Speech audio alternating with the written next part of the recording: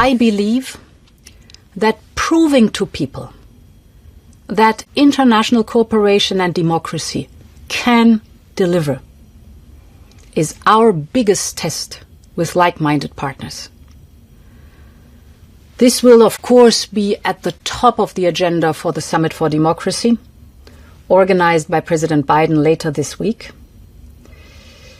I know that there are some who question if this discussion is what the world needs right now, or others claim that putting democratic progress and values essential to international engagement is naive or even an obstacle to advancing our own strategic interests. For Europe, I will always believe that the opposite argument holds true, and that mainly for two reasons. The first is that democratic progress is under real threat around the world, including on our own continent. I mean, those lucky enough to have been born and raised in functioning democracies like me can sometimes take this point for granted. But we know we shouldn't. According to Freedom House, almost 75% of the world's population are living in countries where democracy deteriorated last year.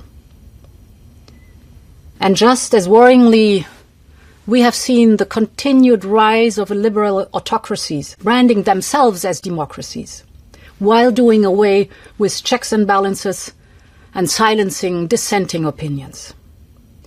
We cannot let the progress we have made be rolled back just at the moment when it is most needed. The rise of extremism and autocracy can also be a security issue for countries.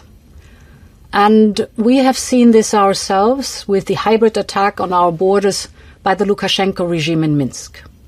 In this context, we must also speak about the Russian military movements and their massive build-up along Ukraine's eastern border. The second reason why Europe must always promote democracy is that democratic progress can easily spread. And we have seen this here in Europe on many occasions in the last 50 years. But we also know that this momentum works both ways. So autocracies can rise just as fast and can infect others. And this risk is particularly acute in an age of disinformation, when it takes little effort to reach with fake news a large audience. It can be used as a weapon to shape public perceptions and mislead people into believing that democracy does not work for them. And this shows the importance of working together on the issues which directly affect the way democracy works. I am deeply convinced that we must work together to show that democracy can deliver for people where it counts the most.